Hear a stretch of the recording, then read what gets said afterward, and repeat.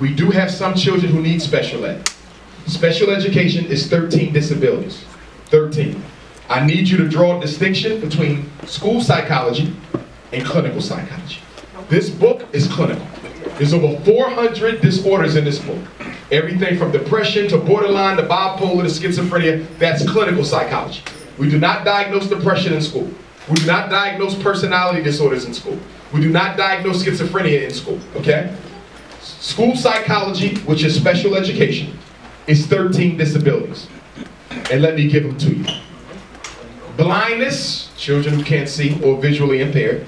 Deafness, children who can't hear or are hearing impaired. Speech and language impairment. Traumatic brain injury. Orthopedic impairment. Multiple disability. Children who are both deaf and blind. Autism. Now those diagnoses I just gave you, those are real. I don't dispute those. I dispute them being misdiagnosed sometimes.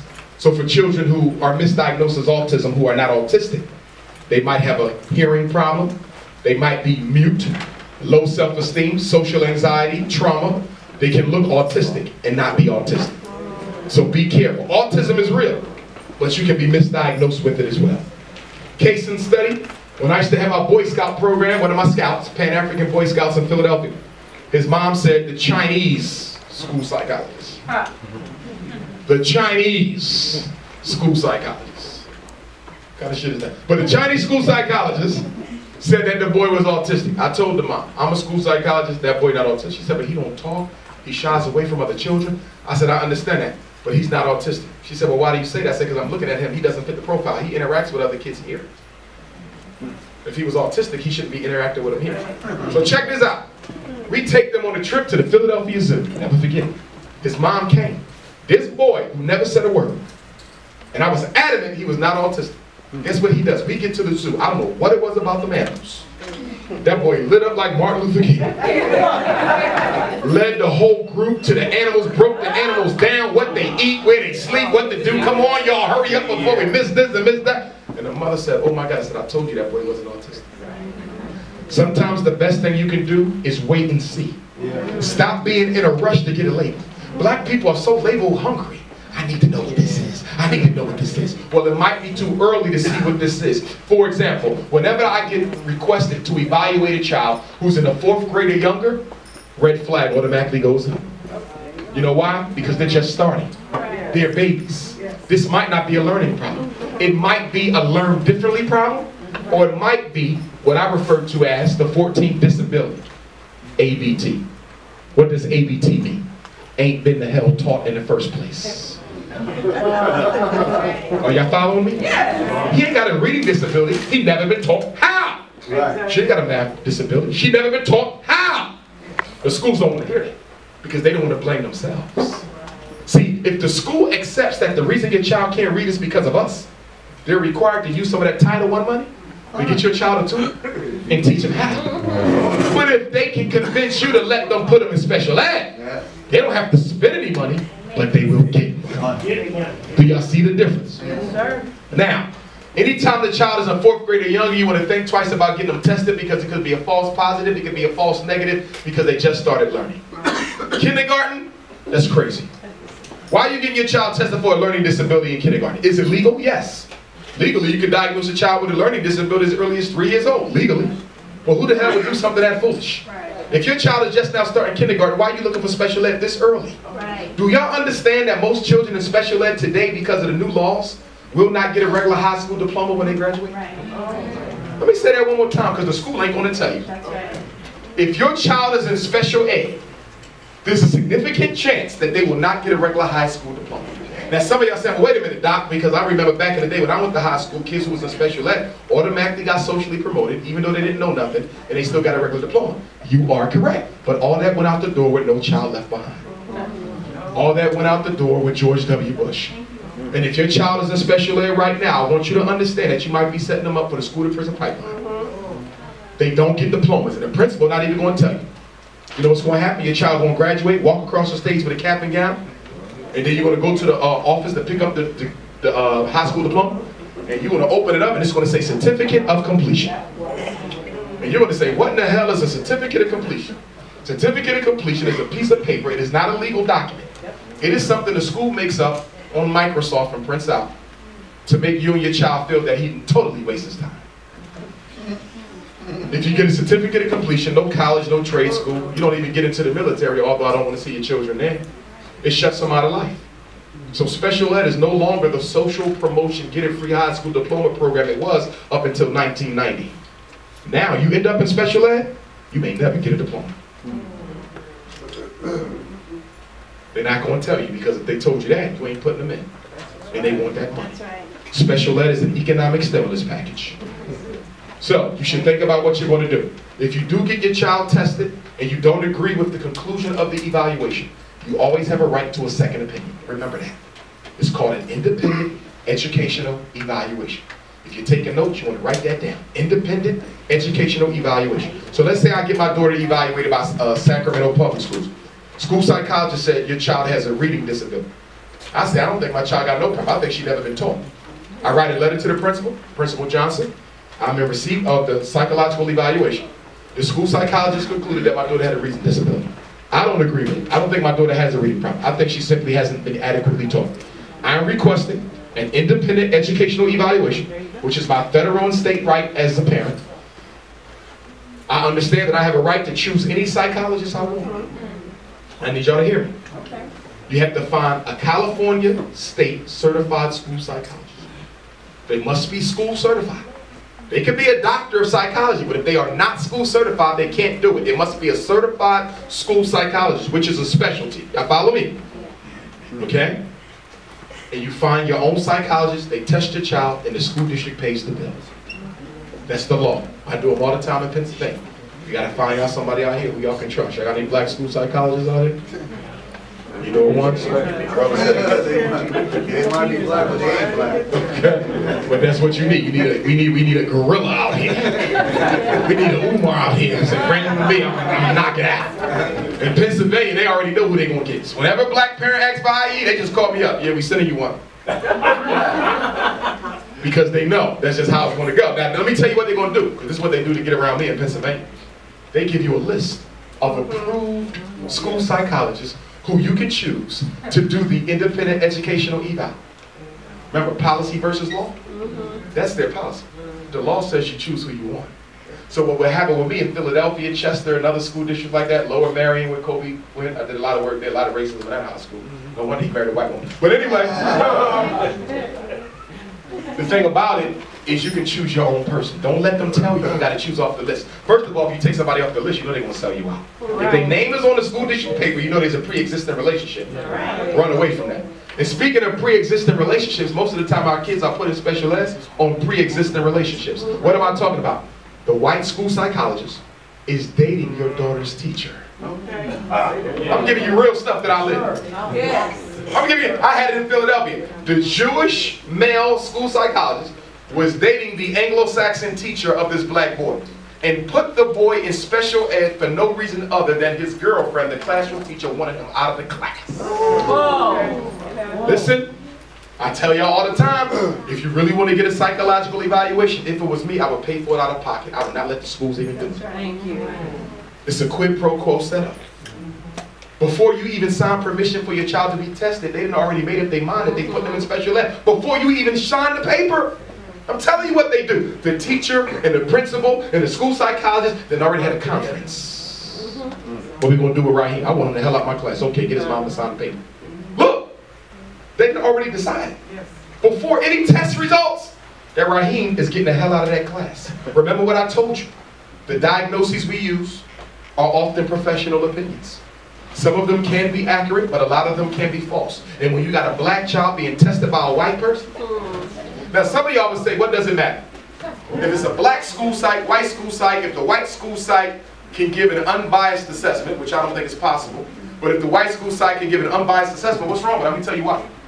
Raheem walks into the test room. Here's the desk. He sits down in front of the white school psychologist. Raheem don't want to be there. So you know what that means? Raheem's going to do a terrible job because he's going to say whatever needs to be said to get the hell out that room as fast as he can. He's going to look retarded even though he's not. White school psychologists can't read the nonverbal language of black culture. But when Raheem comes and sits down in front of Dr. Johnson, Dr. Johnson know you full of shit with these answers. And let me tell you what you're going to do. You're going to do your best or you ain't going back to class the whole day. I will keep you here all week until you do your best. Right. Yes, right.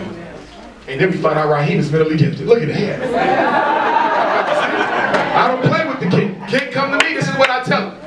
Now if I'm not sure, I don't say this, but when I know what's going on, I bring it right to him. Do you want to be on a slow bus? You sure? Why am I with you for? Because somebody think you slow. Your mother sent a letter to the school saying that you need to be tested because she think you got, wait a minute, that mean I consider, yes. You want to sit over there with them. That ain't cool. But then you know what you got to do? It's all up to you. It ain't up to me. I'm going to give you these tests. How you score is going to determine whether you stay in the class you in or go into the special class. I don't lie to them children. I let them know what's at stake. You think the white side going to do that? No. I tell them up front, they think your ass is retarded. Are you? If you're not, then you better show it. I don't play with them. I tell them the truth. Come on. Yes. My friend who's a psychologist for the Northborough School District, he told me exactly what you said. Yes. He's a man, and he said the same Because the kids don't know the stakes. They don't know what they're getting themselves into. They think this is nothing. Right. This report going to follow your ass all through school. That's right. Do your best. Yes. Some of them still don't care. Yeah. And then I'm sitting, the worst evaluation is when you got a kid who's bright, but who didn't show it because they didn't care. Yeah. And now you got to somehow write this report in a way that says we can't rely on these results. Right. Now, to me, that's very easy to understand. Black kids ain't interested in education, a lot of them. Let's deal with that for a minute. Yes, please. When people talk about the cultural biasness in the IQ test, I want to demystify this. Because I'm getting sick and tired of people talking about white kids must be smarter than black kids because the average white IQ is 15 points higher than the white kids and has been that way since we started testing them. So if black kids are not the intellectual inferior of the white kids, why can't the black kids do as well? Well, let's look at this. First of all, the tests were designed by racist ass white people for the benefit of white kids. That's number one. Number two, when you standardize the test, you use mostly white children. So since white kids are the standard group, that means they're going to do better than everyone else anyway, because the test was tailor-made for their privileged asses. Okay? That's number two. Now let's go to number three. On the IQ test, you got 5 scales. Most of us, when we talk about an IQ score, we're talking about the FSIQ, Full Scale Intelligence Quotient. Okay? But I need you to understand that full scale intelligence quotient comes from 4 other indexes. What are those 4 indexes? Processing speed. How fast your child can execute a task accurately. That's universal. Black, white, and Chinese, kids do equally well. The next one is WMI, Working Memory Index. How well your child can hold information in their mind and use it and execute it, like you do with math or reading comprehension. It requires multi-step. Working memory.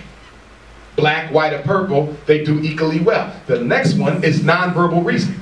How well your child can solve problems for which they had no previous learning or experience. Puzzles, blocks, designs, matrices, those kind of things. Tic-tac-toe stuff. Black, white, and Chinese, children do equally well. But then there's one more. VCI. Verbal, verbal, verbal, Verbal Comprehension Index. That's where the racism hides.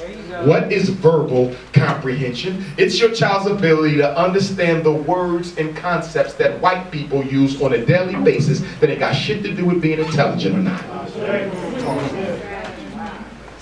So then you ask the question, well, Dr. Umar, if the verbal comprehension index is racist, why don't they just get rid of it? Are you crazy? If I take that out, guess what might happen? The black kids might start scoring higher than the whites. How in the hell are you going to have a racial society based on white privilege where the black kids outperform the white kids on the IQ test? Now you got a problem. You know why? Because if the average IQ score of a black kid in Sacramento is higher than the average IQ score of a white kid in Sacramento, how do you explain why we only got 2 or 3 brothers working on a medical doctorate at UCLA? How do you explain two sisters in a law program at San Diego State? If you even the playing field of the IQ test, you upset the social order. The tests were designed to justify exclusion to opportunity.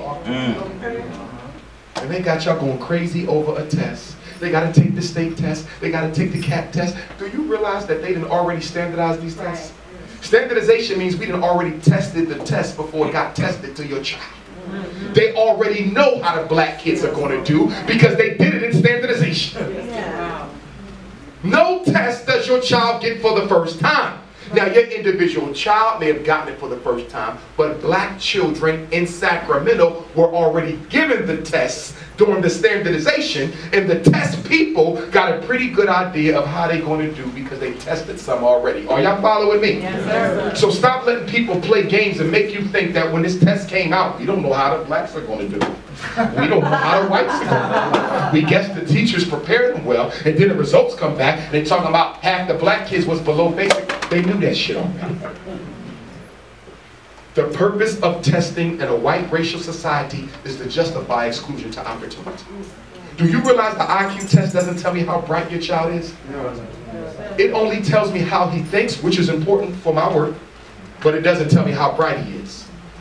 See, white folks are what I said earlier, masters of definition. They define IQ in a certain way. Who's to say it can't be defined in another way? Remember, brothers and sisters, 99% of all school psychologists, the people who test for special ed, I happen to be one, 99% of us are something other than black.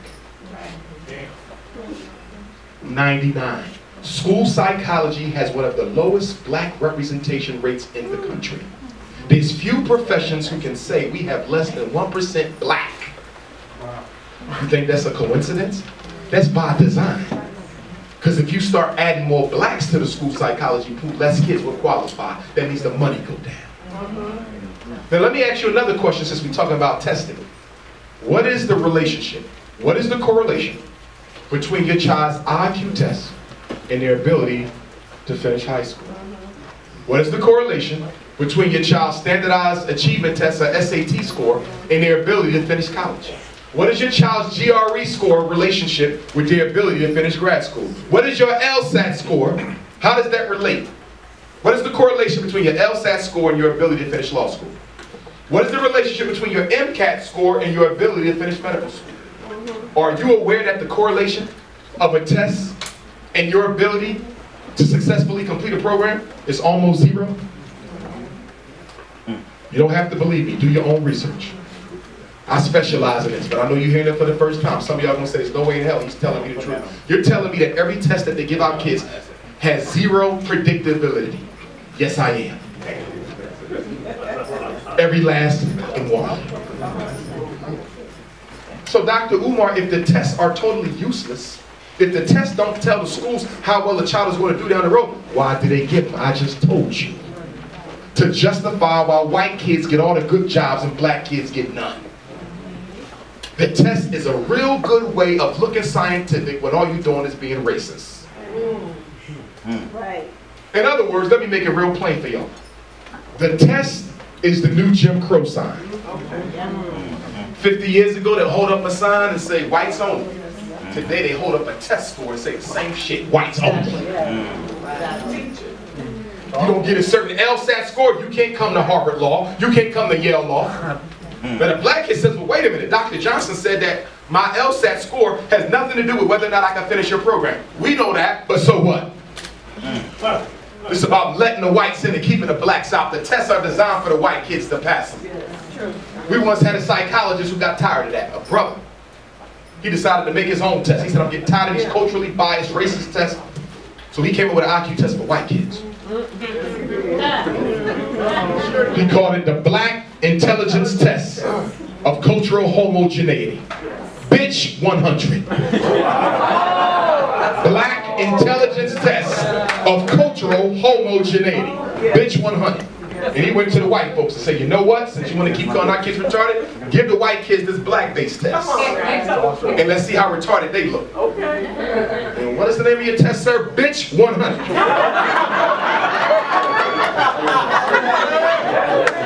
See, this was Umar before Umar. Bitch 100.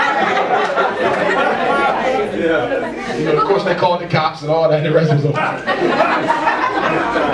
And you can do your research on that test. That was a real IQ test. Bitch 100 for white kids. Sometimes you get tired. Now let's break this down. Why do our kids even need to take their test in the first place? You know why? Black children are forced to take those tests because the black community does not have a reality for them after high school. My mommy, my daddy, my grandparents, my black community, my church, my mosque has no economic order for me to participate in. They cannot give me a job, so I'm forced to take these racist ass tests in order to make a living for myself. That's why our kids got to take them tests. The white boy might be the dumbest kid in the school, but his father owns the corporation. He will be president regardless. How many of y'all got dumbass white supervisors at work? Like, how are they able to get this job? It wasn't based on ability, it was based on privilege. How many of y'all had to go through the hell of having a dumb white person hired at the job? And they forced you to train your replacement. And you know that once I teach this white person everything I know, they're going to lay me off or find a reason to fire me, but you ain't got no choice because you got to build a pay. Yes, say that. Black people, I'm going to tell y'all right now, it is going to be hard for us to overcome our situation if we don't come up with a serious economic empowerment program. The books and the DVDs is good, but that shit ain't going to save us. We need tangible solutions. We need processes. We need institutions, and we need infrastructure. Something that we never talk about. No, we want to spend all day arguing over the Hebrews and arguing over the Nawapis and arguing over the Garbians and giving a shit about that stuff. Those men dead. We here. Right now. So that means what? One thing I'm working on now, and I'm going to be meeting with Claude Anderson about it. And that is, I still own my phone call from June 21st. I'm gonna call him. I've been so busy. Oh, that's my man. Garbiite Economics. What do you want to talk to me? Oh, my bad. Every black community needs three things. This is the starter package. You need an independent black school, which can be a homeschool network. Starter package to change the minds of the children. You need an independent meeting place to organize black folks. How the hell are you going to organize when you ain't got nowhere to meet at? Do you know how easy it would be to organize black folk if every organization had their meetings under the same roof? Everybody met at the same place. It was just a different day and a different time. Once you centralize it, it's easier to keep up with the meetings. But when you got 1,000,001 schizophrenic ass groups running around, and then you got groups who don't get along with each other, and you want to support both of them, but you can't because they both operate on a European paradigm of loyalty. So I either got to support them and neglect them, or support them and neglect them, and now you all caught up in the middle of some ghetto Negro self-hate shit. Talk to him. And the third thing we need is an independent black Sacramento credit union. We got to put our money in the same place. We got to put our money in the same place for the benefit of other people's experience. Just like these young children are going to be able to criticize and analyze us 20 years later because they have the benefit of our mistakes. But with all these black leaders we got running around America, ain't nobody talking about no black banks or credit unions. I'm getting sick and tired of this damn donation culture. Ain't you tired of the donation culture? Every time we need something, we got to pass the damn hat. My school, we got to pass the hat. Pass the hat. What's up with that? Why we never got out of that? I'm going to tell you why. Because we got pimps in the community. Already pimps. And under a donation culture, that's exactly why I asked you to count the donation money last night. Under a donation culture, the collector can steal some of that money. And nobody would know because it's unaccounted for. Are y'all following me? So if I am a pimp, I love the donation culture. Because before I donate that money to the bank, I get to cut off whatever I want to take from it over to. But if I have a credit union or a bank, it's hard to skim off the top because everything has a transaction record. When you have 2 or 3 people signing every check, 2 or 3 accountants checking every book, counting every penny, it's hard to scam. We need a credit union for no other reason than we are not going to get the type of economic support we need from America's banks. That's right. Bank of America ain't giving you a damn dime for no business. Nope. Wells Fargo ain't giving you shit. Not at all. And I don't want it. JP Morgan ain't giving you nothing.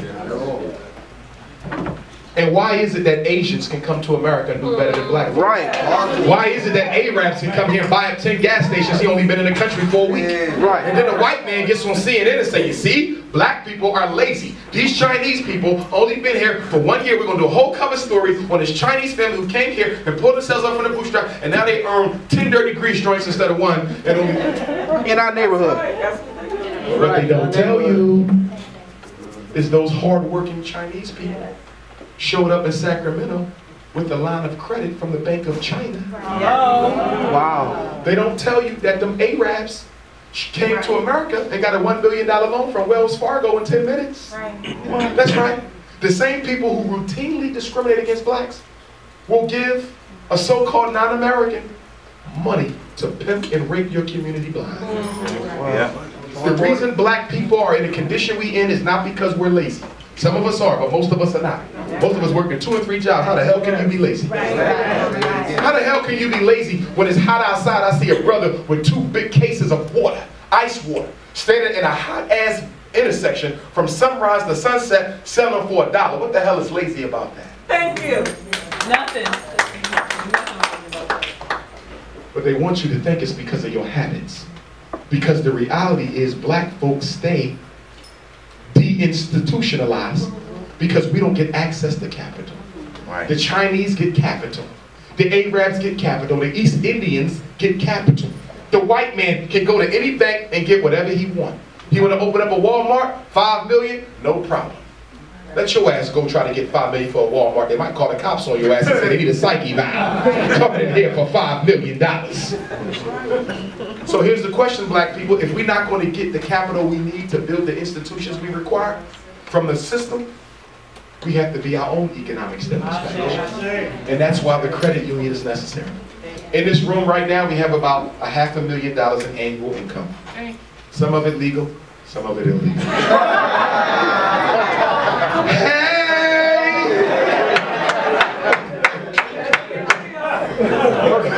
Let's keep it real. Let's keep it real. I know some weed house out back. Let's keep it real. The DVD man. Let's keep it real. Okay? But listen to me. If everybody in this room put their money in the same holding institution, now you got $500,000 of annual income. The laws of banking allow. Come on. The laws of banking allow for you to loan 10 to 100 times as much money that you have deposits to cover. That's right. Do you know what that means? That means your paycheck is working for white people more than it's working for you. Let me give you an example. You get a $500 check. You go and donate it to Wells Fargo. Off of your $500, they can loan $50,000. So let me ask you a question. If they can do that with your 500, what do they do with Oprah's 2 million? If they can do that with your 500, what do they do to Michael Jordan's 1 billion? Brothers and sisters, our money is working against us more than it's working for us. Because we don't understand the laws of finance. We need institutions where we can loan money we don't even have based on the deposit. If you deposit your check in the credit union, we can loan off that. We don't even need to ask you for no donation because we already got invisible money we can use. Why do you think the white folks is able to build all this stuff? You're like, damn, I thought the economy messed up. They done build a new this and a new Starbucks and a new this. Because they doing it with invisible money. They're allowed to loan on money they don't even have. It's based on deposit. We got to start doing the same thing. So if that brother want to open up a line of auto shops to teach our young men how to fix cars, he get that $1 million loan. Sister want to do a preschool, she get that. Sister want to do a weave house, hell no.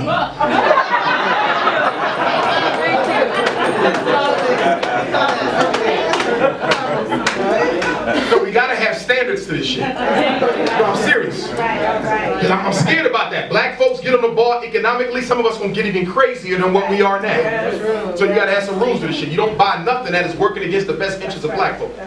I got a group of brothers in Philadelphia, right? They got like one of the biggest weed factories. Shops, they sell all. They can't stand my guts. Because they said I'm bad for business because I be talking so much about the weeds that the Philly girls don't want to buy weed no more. But why are you making money in something that is not for the benefit of the people in the first place? I'm not knocking none of y'all sisters who do the weed. Okay, let's go. Until we shut you the hell down. Let's go. But anyway, my point is, if all of our money is in the same place, everybody can access the capital they need. Brother want to build a house from the ground for his new wife. He gonna get that. You see, because we all backing it. And he know he just can't take all his money out the bank because number one, we ain't gonna let him. And number two, we send a ski mask club to his fucking house. Every community needs a ski mask club. Yes. Serious? Yes, we do. Every community needs a ski mask club. Yes, we do. Yes, we do. I'm telling you. Yes, we do. A group of brothers and sisters who dress in all black at midnight. Roll up on. And they take out the garbage. That's right. That's right. Mr. B, if we don't buy a husband, you don't get ski mask. I volunteer for that group. Got a little 16-year-old cursing his mother out. Ski mask. Go. Gotta go. You got a preacher playing with boys. Gotta go. Ski mask. That's I'm what telling you right now. Straight if up. you really want to get stuff in order, get you a ski mask club. And when people don't know what's going to hit them and what time it's going to hit them, They gonna act conduct right. changes quickly. But as long as you can do stuff to black folks and get away with it, it will not change. Man. We need a ski mask club. We do. The only problem with the ski mask club is black people talk too much. So if she's on a ski mask club and he's on a ski mask club and his cousin know he on a ski mask club, he gonna go let somebody know he on a ski mask club, and now ski mask club, which was a good thing, becomes a civil war. It has a code of silence to set black folks. Latinos will not discuss Latino business in front of anybody but them. Chinese people will not discuss a damn thing about the internal workers of their community in front of an outsider. You see how tight-lipped white folks is. But black people, we talk about everything, just nonchalant in front of everybody. We got to stop doing that kind of stuff. Right now, I'm investigating the process of doing a credit union because we need one everywhere. Now, from what I understand, and I'm still getting the information, in order for us to do a credit union, because we need one in every city, you need $500,000, or is it $250,000? It's either $250,000 or $500,000. $250,000. It's $250,000. That's not a lot of money, y'all. Think about that. $250,000. We got more than that in this room. And the beauty of the credit union, all you got to do is deposit your money. You can take it out and spend it. You can take it out. All we needed it to be deposited so we have it credited so we can do what we need to do. No more donations. How would you like that? No more donations. Right? Now here's the thing. They got to be totally transparent. One of the biggest issues we've had in the past is leaders who would take money and not give an account for how they spend it. The good thing is that the credit union is a corporation where you got to have a board of people. Yeah. But those people on that board got to be chosen very wisely. Straight up. And it's not a popularity contest. No bourgeois Negro should be on that board. It should be straight up grass folk who do not have a history of misappropriations. Right. Y'all feeling me on this? Yes. And that's how we pull ourselves up. But I'm going to tell y'all right now, this is a very dangerous undertaking. Because when you talk about black economic empowerment, do you understand how many people you're about to put out of business who don't look like you? Everybody. Everyone. Korean, You got to worry about Chinese. COINTELPRO? Yes. How about the mafia looking for you? Oh. How about the Chinese mafia looking for you? Yakuza. What about the Arab hit squad? My people have made millions of dollars off the black community, and now it's all being threatened by some self-empowering Negroes in Sacramento. In case y'all haven't heard about our brother, Lucada, in D.C., y'all haven't heard about him. No. He was found dead last week. What? He was the former treasurer of Washington, D.C., who started working towards a credit union platform where he can organize all the black communities in America. Former treasurer of the District of Columbia goes into building the credit union. They found him dead a couple days ago and called it a suicide. Wow. They killed him. They killed him because they'll let you talk all that black shit. They don't care. The brother Lucada. Lukata or Lukasa, L-U-K-A-T-A or Lukasa, L-U-K-A. Google search, former Washington and D.C. treasurer found dead.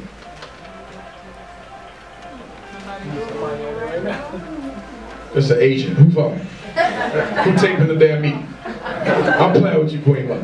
But my point is, y'all, it's a very dangerous undertaking because people stand to lose a lot of money off black people getting their economics together. Doctor, say that again. Okay? Say that. A lot of people stand to lose billions of dollars off.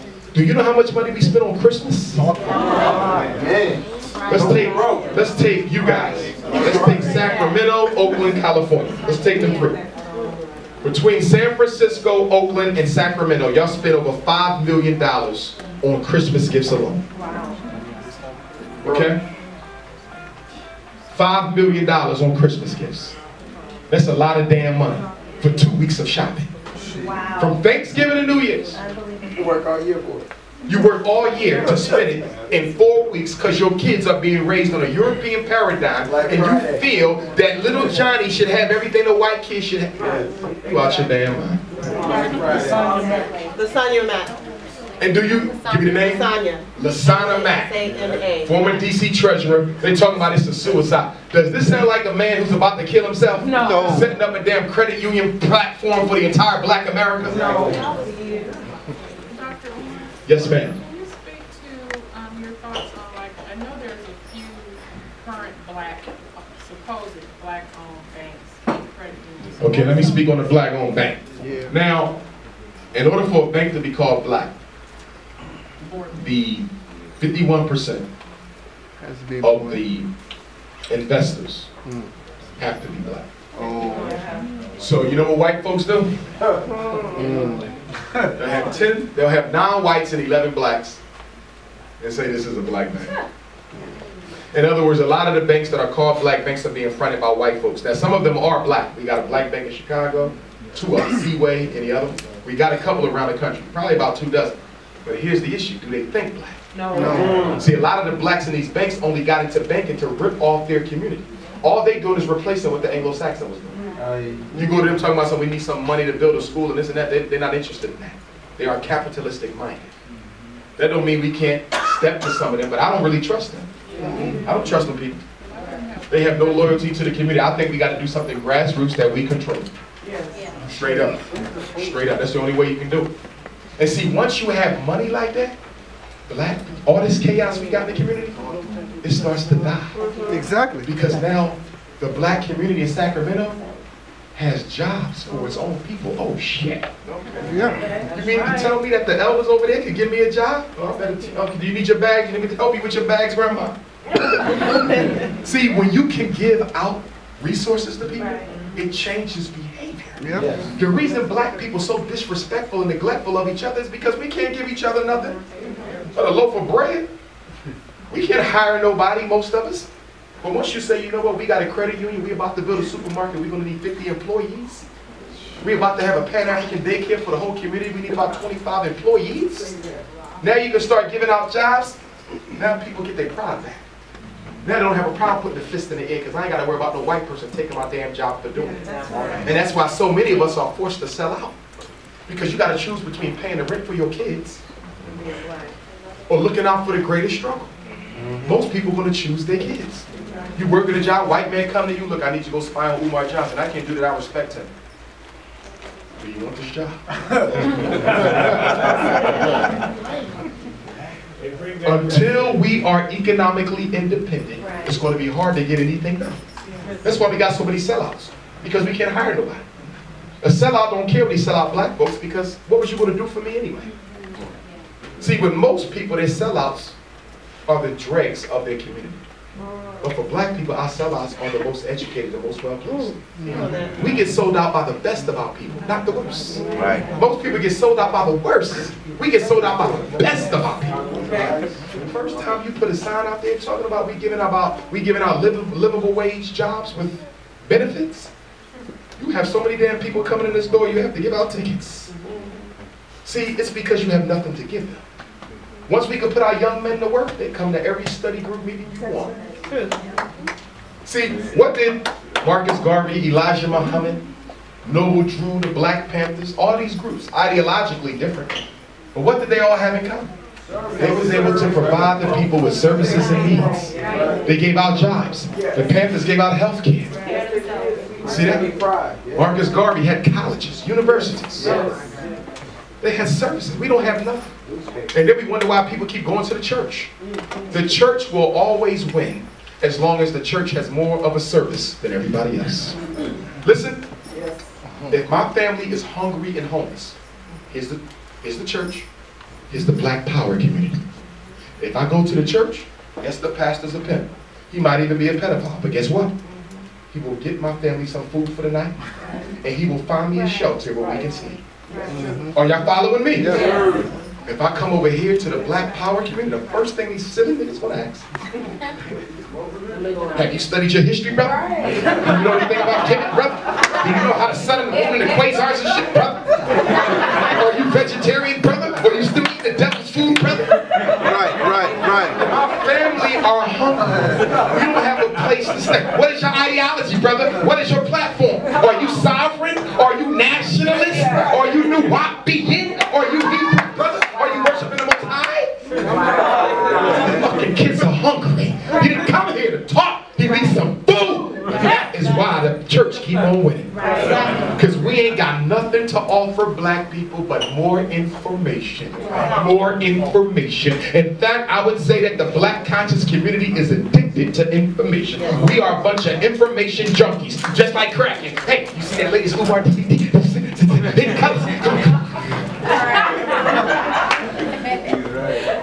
What good is the information if you don't apply it? We need it. The information is beautiful, it's lovely, but when do we go to action? Most of us are using the information as an excuse not to act. Yeah, brother, I know we got to organize first, brother, but I just bought 50 books. And I got to overstand, understand, and understand the science in these 50 books.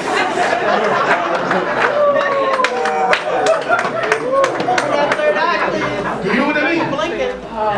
Do you know how long it would take me to read all the books in my personal library? Right. In fact, some of you just like me. I got over 10,000 books. I can't read all my books before I get any damn work done. Listen, we got two communities as I wrap up. We have the conscious community, and then we have the common sense community. Everybody over here, for the sake of discussion, you the conscious community. You'd have been to Africa, you can read Swahili, some of y'all can read Metal Nature, change your name, lock your hair, y'all can play the drums. Y'all smart as shit. Over here, y'all ain't got none of that. Some of y'all go to church, but guess what? Y'all ain't got none of their knowledge. But you got the common sense to know that we got to save ourselves. You got the common sense to know that these are our children, and if we don't make a way, won't be. Guess who ends up getting the most done? See, over here, y'all going to spend every meeting fighting over ideology and whether you should eat tofu or not and shit like that. You see? They don't have them schisms over here. And that's why the black church has been more progressive than most black organizations. Because we so smart that we don't think we got to do any work. Harriet Tubman, Frederick Douglass, they didn't know what you know. Look at Harriet Tubman. She didn't know the sun, moon, and stars. She couldn't give you all the pharaohs to give it. She couldn't speak all them languages. Well, she had the common sense to know my people in slavery, and I got a God-given obligation to give them that. So if you ask me, I'm not looking for the conscious brothers. Nope. I'm looking for the common sense brothers. All right. Because what people call consciousness today is a bunch of self-educated fools who exist for one reason: to amass information and criticize everybody else. You know how many people who gave me some advice on what I need to do for my school and how to raise the money and what you need to be teaching? What are you doing? I know that. Why don't your ass build another school? Because mine won't be big enough for everybody. And some of us are so sick that we think because we can criticize someone else, it means we're better than them. I want to close on this, black people. We have to get over our ego. It's killing us. The black man's ego is one of the greatest cancers in the black community. Our inability to disagree without being disagreeable is a problem we got. And you know why black men are so egotistical with each other? Because the white man has never given us an opportunity to be a real man. And so the only place where we can really exercise our testosterone is in our homes, in our churches, and in our community groups. And that's why the average black organization is structured like a dictatorship. One man in control, everything he says is right, nobody can question him, this is mine. Isn't it amazing that we fight white supremacy using their own organizational structure? That's why a lot of sisters don't even want to be bothered with the black groups no more. Sisters say they only want me for 3 things: secretary, cooking, and coochie. I'm tired. Am I wrong, ladies? So a lot of sisters is tired of it because she's still being typecast into somebody else's role on a sexism line of thought. Why can't a sister lead? Who says she cannot?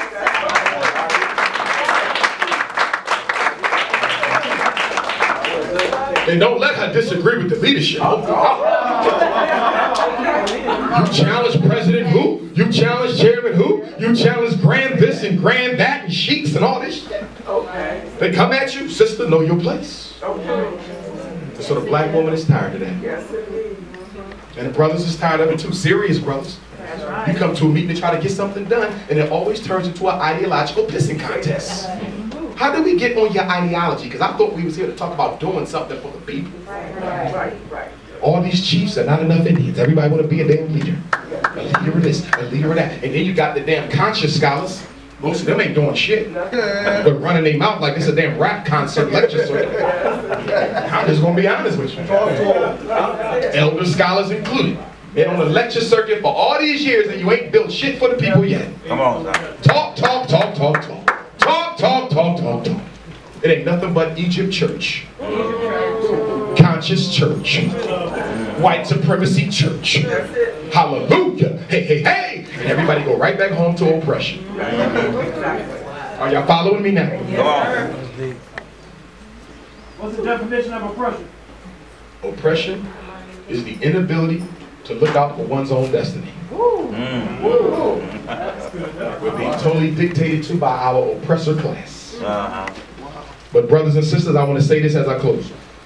I think one of our greatest contradictions in the past is not marrying our spirituality to our revolutionary struggle. I think one of the paradigms we have to shift here and now is we have to marry our God consciousness to our racial consciousness. When you study most of our organizations, they were out of balance. They were all political with no spirit, or all spirit with no politics. You need both. So yes, I will tell you to go home tonight and pray your ass off. I'm going to tell you to go home and call on your ancestors. Remember, brothers and sisters, in our culture, our ancestors are our angels. We say that our ancestors sit at the feet of God.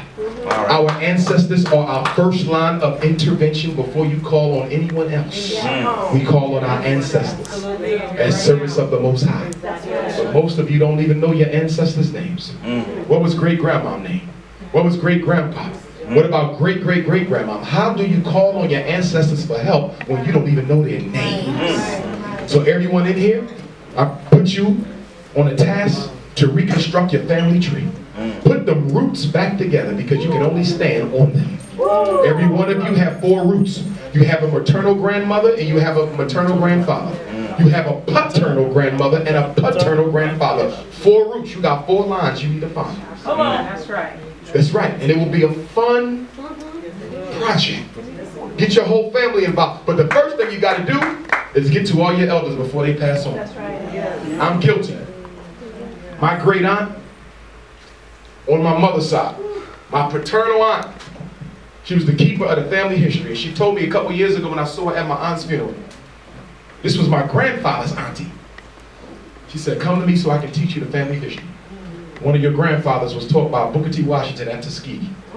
And there's a lot I need to teach you, but I got so caught up in saving the people, I forgot to go see my aunt. She gone now. That history ain't recorded nowhere. So for all y'all who got people in their 50s and 60s and 70s and 80s, some of y'all got elders in their 90s still living. You ain't sit at their feet and get that knowledge. Come on, bro. Who was born in slavery, who fought against slavery, who stabbed the slave master, where we came from in Africa. Get it! So you can give it to your children.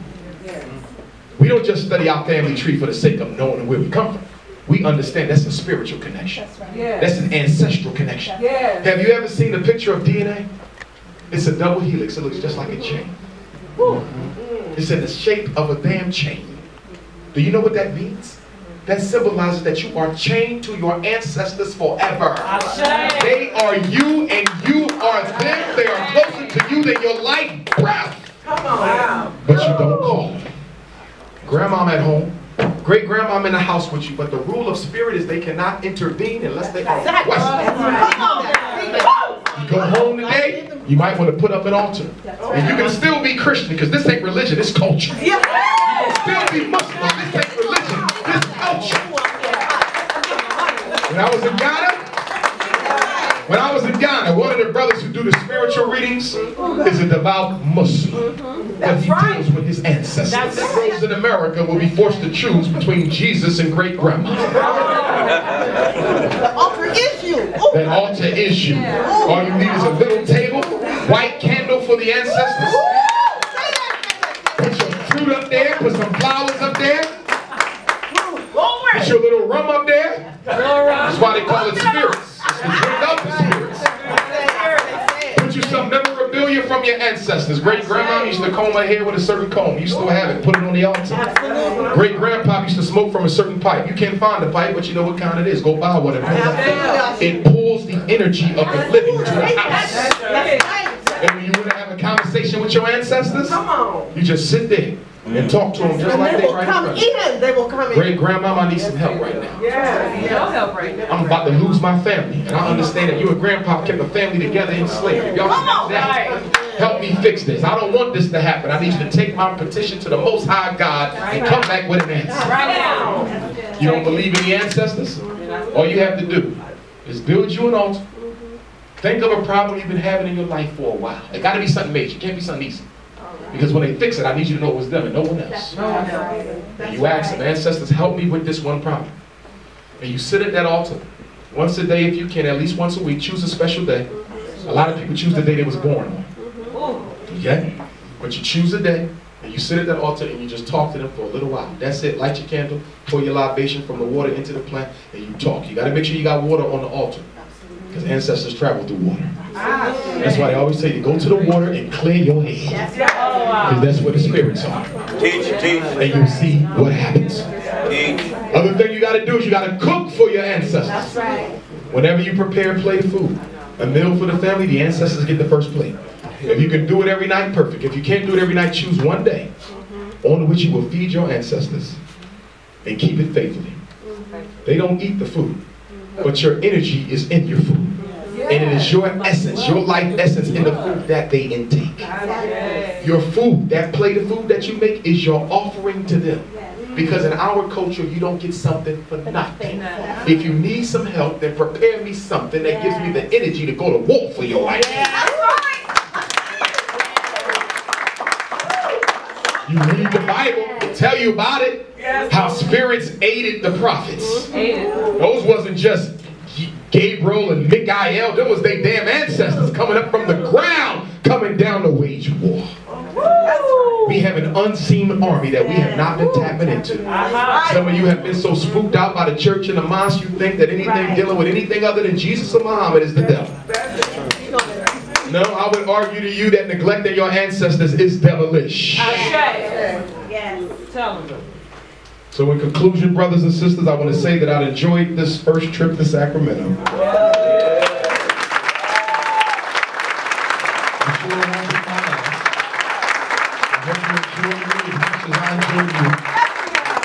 And I want to leave you with a quote from my ancestor, Frederick Douglass. who said if there is no struggle, there is no progress. Those who profess the faith of freedom and yet deprecate agitation are men who want crops without plowing up the ground. He said they want rain, but they don't want to deal with the thunder or the lightning.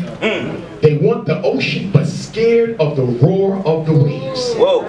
He said the struggle we have might be moral, or it might be physical. Or it might be both moral and physical, black people, but it must be a struggle. He said, for 20 years, I prayed on my knees to God for freedom. But the good Lord gave me no freedom until I got up off my knees and started praying with my feet. He said, men may not get everything they pay for, but we must certainly pay for everything that we get. And the oppression that we suffer will continue until it is resisted with words or with blows or with both. But he said power concedes nothing without a demand. It never did and it never will. The man who is whipped the easiest will always be whipped the most. He said if a man is laying on his face, don't help him up to his feet. You leave him on his face until he's man enough to stand up on his own too.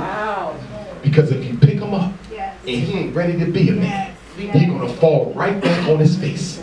So what you thought was help was only a hurt. Brothers and sisters, Queen Mother Harriet Tubman, after all them years of helping our ancestors escape from slavery to freedom, and believe it or not, she even helped some of my ancestors escape from slavery to freedom. Some of the Bellies down there in Talbot County, she assisted them.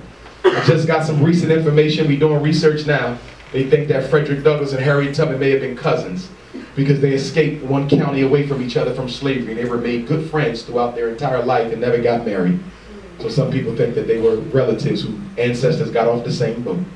So I'm going to wait. But Lord help me if I'm related to her too. Good God, I'm going to kill me some white supremacy. If I got her with this damn body. Don't tell me Mother Moses with this damn body. Oh my God. You ain't seen.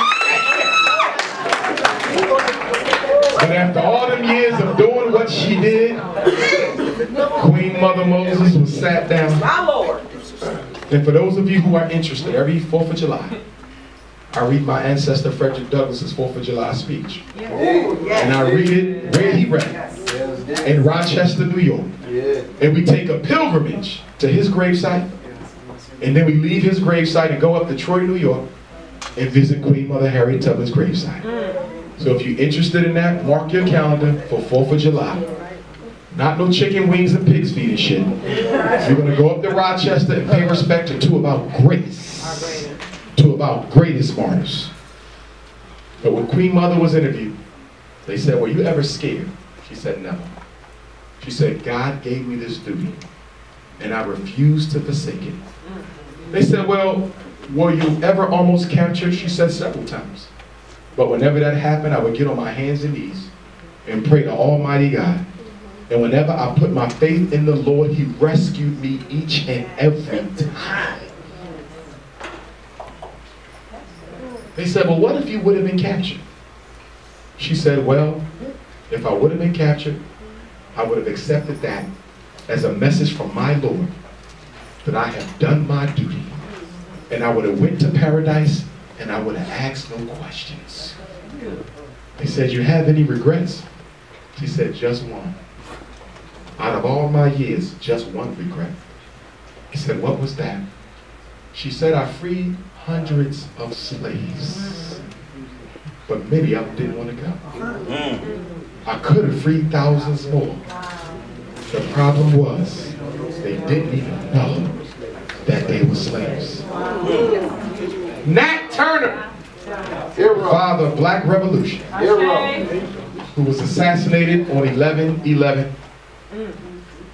When Nat Turner was captured, and a white man came into his prison room right before he was hanged. And he said, why did you do this? And Nat Turner, who started his revolution on August the 21st, my birthday, in a town called Jerusalem, Virginia. Nat Turner looked at that white man, and that white man said, if God put you on this mission as you claim, hasn't your Lord failed you? Because after all, you have been captured and you will soon die. And Nat Turner looked that cracker dead in his face and he said, even Christ had to be crucified. Brothers and sisters, no retreat, no surrender. Thank you very much.